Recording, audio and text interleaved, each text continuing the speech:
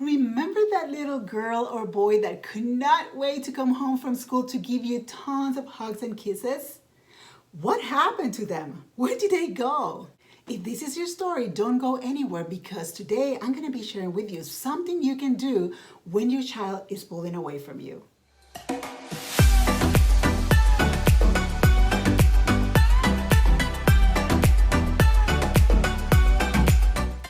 Welcome to Parenting Hacks with Dr. Yanina. I am so glad you are here with me this week. Thank you so much for tuning in today. And as you know, in this show, I share practical advice, practical strategies and ideas to help you have a healthier and stronger relationship with your preteen and teen. And I also go over all the different issues that we parents go through as we're raising our preteens and teens. And this is a two-part series in which I'm going to be talking about what you can do when your child is pulling away from you. But keep in mind that as our children begin to reach the teenager years, it is quite normal that they begin to crave and want independency. They want to be independent, and there's nothing wrong with that. They're discovering who they are, their interests, and of course, they will likely begin to pull away from their parents. They will likely begin to pull away from you, and that's completely normal. But this is not the only reason why kids pull away from us. There's another side of the story that I would like to talk about today, and it has to do with our busy schedules. You and I live super busy lives, and busyness leads to stress. And at this point, time has become a precious commodity between taking our teens from one side of the town to the other, whether it's for sport practice or after school activities, music practice, you name it. There's no time for connection. We're having less and less time to connect with our children. Let's face it, you're mostly sitting on your car for hours, driving your children from one side of town to the other, dropping off, picking up, and you're probably doing this on a daily basis. And at the end of the day, everyone is so tired when they come home that the only thing that they want to do is eat really quick and just disappear to their rooms. And then when they disappear to the rooms, you don't hear or see them anymore until the next day, right? And what happens is that as we live our non-stop lives, we're giving our children less and less big loving squeezes. We're showing less and less affection. And probably like you, when my children were little, I could not stop giving them hugs and kisses. As they grew older, I began to show less affection, especially to my son. And this is because I was under the impression that preteens and teens feel totally grossed out when parents show affection to them. Heaven forbid that I show affection to him in public. That will be the worst thing, right? And you probably agree with me that many moms feel totally confused about showing affection to their child once they reach that preteen or teenager years, right? We're not sure how to handle this whole thing about physical affection. We're not sure if they're going to get upset or they're not going to want it, they're going to reject it. We don't know. And it's kind of confusing, right? And I venture to say that you're saying, yep, that's me and my child, right? So this week's parenting hack is this. Listen up. Are you ready? Do not assume that your daughter or son no longer wants affection from you. Don't assume. The last thing you should do is assuming that they no longer want any physical affection from you. I made that mistake, which is why I'm talking about it in this episode. When my son was younger, he gave me hugs and kisses all the time.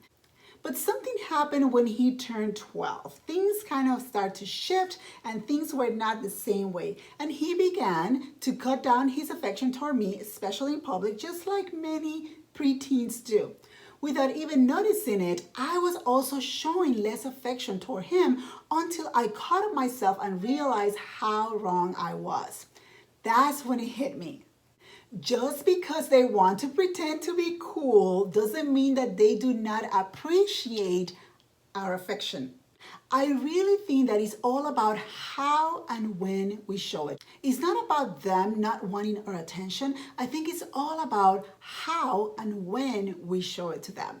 That's where it makes a big difference. And of course, I believe that as long as we are alive, we have the opportunity to change and tweak things in the way we do things. So I did. I changed course and pulled out of my sleeve a few old tricks that were not going to stain his reputation or invade his personal space.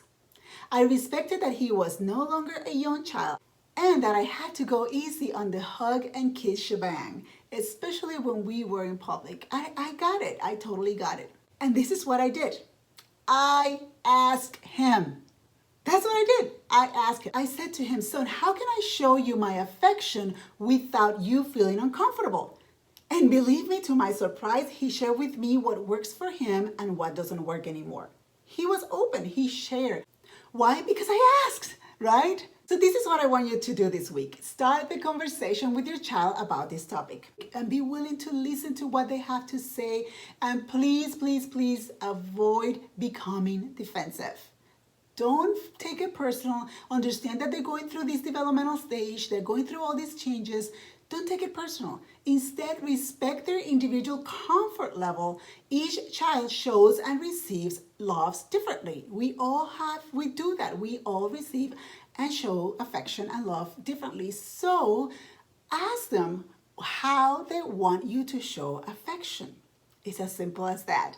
Keep in mind that preferences might change as they go through different stages. So to wrap it up this week, don't assume that your daughter or son no longer wants your affection. It's all about how and when you show it, and you will know if you ask.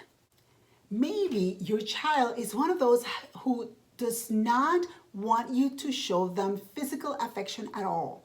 And I completely understand that. And if this hits home, don't miss next week's episode where I'm going to share with you one hack you can do if your child rejects your physical affection. So let me ask you this. How do you usually show your affection toward your tween or teen? I would love to hear from you. Why don't you post it in the comments below? That would be wonderful. And as a reminder, if you have not done so yet, join our moms group on Facebook. And in this group, we inspire each other, we share resources, and we motivate one another. And believe me, you will feel that you're not the only one going through the issues that you're going through with your child. You will be surprised that quite a few moms are going through similar situations as you do. So yeah, find us on Facebook under Moms Don't Quit. And I would love to give you access to our Facebook group. So don't miss next week's episode where I'm going to be sharing with you a parenting hack you can use when your child does not want any physical affection, but you still want to show your affection toward them. Until then, have a wonderful week.